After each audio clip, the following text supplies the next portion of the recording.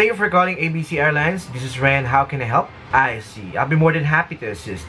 Can you tell me your full name and booking reference number? Welcome back to my channel. This is Square Anyway. For today's video, let's talk about airline or travel account in the call center industry. In this video, let's talk about the common terminologies that you need to consider kapag na-hire kayo sa isang travel account na call center. Ano ba yung mga kadalasang words na ginagamit dyan? Kasi baka mamaya ma-assign kayo sa travel account tapos magulat kayo, ay ano ibig sabihin ng departure, ng arrival, ng mga business class, boarding time, yung mga ganyan.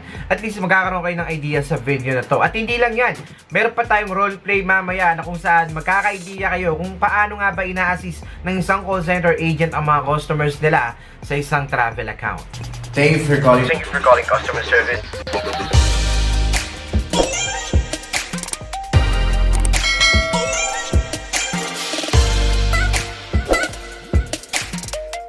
Welcome back to my channel. Maswerte ka na naman at napanood mo to. Alam naman natin sa call center, no, napakaraming iba't ibang accounts ang maaari ninyo ma-encounter. Pero ito kasing travel account ay sobrang napaka-newbie friendly. So kahit wala kayong work experience, kahit wala kayong call center experience, at kahit na undergraduate kayo or di kayo nakapag-college, pwede kayo sa travel account. So mamaya, magpapakita ako sa inyo ng roleplay kung paano nga ba ina-assist ng isang call center agent ang customer niya dito sa travel account. Siyempre, ganun pa rin, si Kuya Renny po yung customer mo at ikaw ang aking call center agent. Kapag nag-apply kayo sa call center, guys, tapos travel account, yung natitirang account, tapos yun yung maa-assign sa inyo, merong mock call kadalasan. At para malusutan ninyo yung mock call, dapat kahit paano may idea tayo sa mga words na pinagsasasabi dyan, okay? So, magbibigay ako sa inyo, guys, ng 5 common terminologies na binabanggit dyan at mamaya roleplay na tayo. Okay, number 1, guys, arrival. Itong arrivals, guys, dito nag-aantay yung mga family, yung mga relatives and friends ninyo. Kapag halimbawa, kakababa nyo lang ng eroplano, arrivals po yung tawag kung saan nag-aantay yung mga susundo sa atin. Meron din tayo tinatawag na departure. Yung departure, guys, ito yung oras, no? This is the time when you are leaving to go on a trip. Kung kailan kayo aalis. For example, ang date ngayon ay February 4. Okay, February 4 ngayon, 'di ba? Tapos ang departure date ninyo ay February 4 din. So ngayong araw kayo aalis and you need to go to the departures lounge kung saan kayo mag-aantay. For example, guys, you're planning to get an international flight. Punta ka ng Illinois, USA, ganyan. Halimbawa, nandito ka pa sa Metro Manila, nandiyan ka sa may Resorts World, tapos ang naka-indicate doon ay ang departure time mo ay 2 p.m. Kailangan umalis ka na sa Resorts World ng 2 p.m. Aalis ka na sa pinag-i-stayan mong hotel. Dahil maybe 2 p.m. or 3 p.m. na yung flight mo. Okay, kailangan laging merong allowance. Meron din tinatawag na itinerary. Okay, yung itinerary, ito yung parang pinaka-flight documentation ninyo. So yun na dito nakaranas mag-book ng ticket sa airplane. Di ba parang meron pa kayong mga nare-receive na mga papel? Yun yung tinatawag na itinerary. Doon naka-document yung mga flight ticket number, yung mga details, yung mga address, yung mga contact details, yung pangalan ng mga nag-book, kung sino yung mga included sa trip, mga ganyan-ganyan. Yun yung tinatawag na itinerary. Okay, pang-apat, guys, ito, tatlo to, guys, pero pag sasama-samahin ko na sa isa, ito yung tinatawag na first class ticket, economy ticket, tsaka yung business class. Sa economy ticket, ito yung mga normal na tao, yung mga sumasakay, yung mga karaniwang tao, mga nagta-travel lang para maggala-gala, maglaboy-laboy, ganyan-ganyan, o kaya may bibisitahin. Kapag business class naman, ito naman yung mga kumukuha ng ticket for business purposes. Kapag first class naman, ito yung pinaka-expensive sa lahat. Ito yung mga mayayaman. Siyempre, sila lang yung nakaka-afford nito. First class ticket kapag nagbubook sila ng ticket sa airplane. At siyempre, dagdag ko na rin yung tinatawag na arrival time. Okay, magkaiba yung departure time, guys, sa arrival time. Yung arrival time, ito yung kung anong oras kayo darating sa destination ninyo. For example, you're planning to go to Queensland, Australia. Darating kayo doon ng 2 p.m. Queensland time, tapos February 4. For example, pagdating nyo doon ng 4 p.m. ng 2 p.m. tapos February 4 Queensland time, ayun yung tinatawag na arrival time. Okay, gets? Magkaiba yung departure time sa arrival time. So, let's now proceed sa ating mock call, guys. So, ganun pa rin si Kuya Renny Boy ang magiging customer at ikaw ang magiging call center agent. Medyo challenging ulit. Mamimili kayo sa tatlong option. Ang pinaka-the best resolution, comment nyo sa baba kung anong letter yung pinaka-the best para sa inyo. Yun na-feel ninyo na swak dun sa conversation at saka sa concern ng customer. Let's start in 3, 2, 1.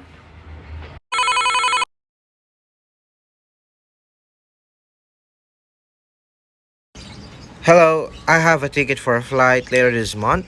I would like to reschedule.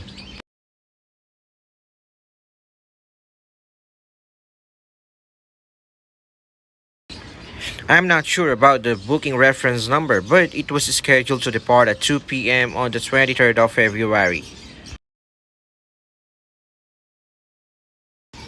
My full name is Friday Adams. Sure, thank you.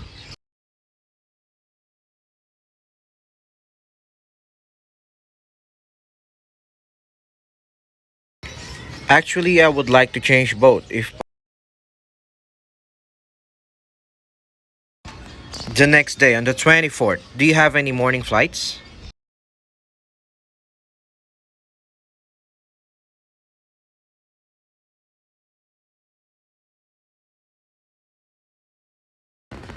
Hmm, 11:30 a.m. May I know what time will that flight arrive?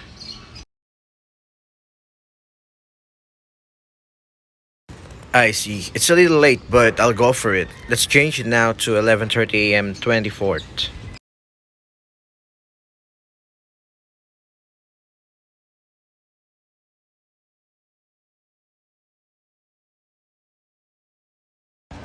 Oh, is there any charge for scheduling the flight?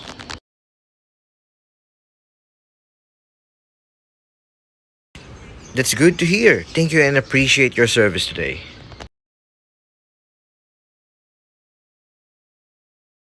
So that's it for today. Sana may natutunan ulit kayo mga kaswabing tunay. Pangatlo na to sa ating Macol series. Tatapos na natin yung telco account na merong roleplay din. Kung hindi nyo pa napapanood, ay link it up there, makakatulong sa inyo yan. Tapos na rin tayo sa financial account na meron ding roleplay. Ilalagay ko na rin sa taas para mapanood mo kaswabing tunay. And this time, travel account. Sana may natutunan kayo. Next video natin, all about healthcare account. Siyempre, tuturuan ko ulit kayo ng mga possible or common terminologies na ma-encounter ninyo at meron pa ring roleplay para masanay kayo at magamay ninyo ang pag-handle ng customer sa isang healthcare account. Shoutout nga pala guys na nanalo ng 500 Gcash. Sa lahat ng mga gusto ring manalo ng 500 Gcash dyan, comment lang kayo sa baba, napakasimple lang. Sabihin nyo lang kay Kuya Renny Boy kung bakit gusto mo rin maging call center agent. Mamimili ako kung sino ulit ang mananalo ng 500 Gcash sa next video. Para maging qualified ka rin sa 500 Gcash, ang gagawin mo lang ay i-like ang video na to, i-share ang video na to, at syempre mag-comment ka kung bakit gusto mo maging call center agent. At pagkatapos nyan, mamimili ako sa comment section kung sino talaga yung deserving. Kung nagustuhan mo ang mga ganitong uri ng content, libo-libo na ang nahire dahil sa mga videos natin dito sa YouTube, mag-subscribe ka na dahil libre yan. I-click mo na rin yung notification bell para updated ka pa sa mga paparating ko pa mga videos. Before I end this video, shoutout and congratulations nga pala sa lahat ng mga graduates sa Bold Minds Academy Batch 16. Ongoing na po yung Batch 17 natin. Sa lahat ng mga gustong humabol sa Batch 18, meron pa tayong 8 slot na natitira. Sa lahat ng mga gustong mag-enroll at humabol, comment hashtag scholar at isend ng screenshot sa igotboldminds@gmail.com. Napakasimple lang maging scholar guys. 1 month call center training yan na kung saan marami kayong matututunan guys. At talagang mafe-feel ninyo na parang call center agent na rin kayo. Marami kayong malalaman guys all about call center fundamentals, kung paano makakapasa sa call center, at hindi lang yan, mai-improve pa yung mga English communication skills ninyo. Kaya wag na kayo magpatumpik-tumpik, mag-enroll na kayo guys, limited slots lang yan kapag napuno yung batch 18, batch 19 na po. Okay? And I guess baka by April na yon. Happy 188,000 subscribers. Shoutout sa lahat ng mga nagpapa-shoutout. God bless us all.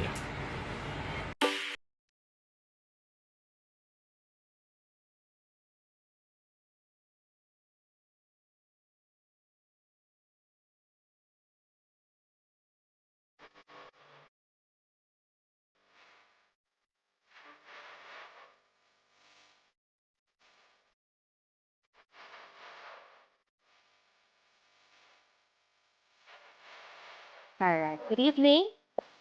I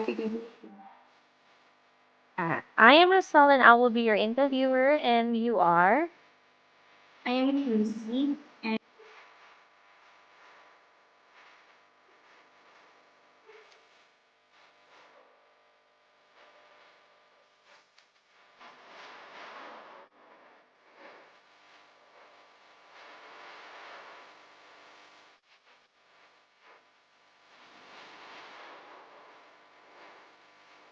Uy pre, Pre. nabalitaan mo ba yung trending ngayon? Oo. Yung kay Tony Gonzaga. Ang dami nga nang babas sa kanya eh. Pero, busy ako ngayon. Naghanap ako ngayon ng call center job.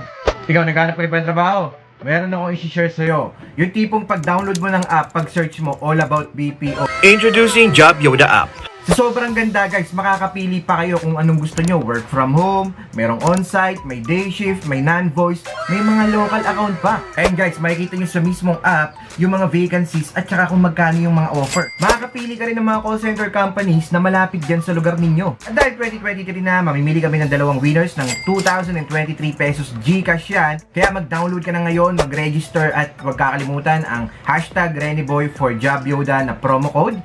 And then yun, pwede ka na mag-scroll ng mga trabaho or call center job na gusto mo. At kapag na-download mo na, comment done sa baba. Huwag nyo rin kakalimutan guys yung share button. Share nyo na yan sa mga family and friends ninyo na naghahanap ng trabaho. Kakatrabaho ka na, may chance ka pang manalo.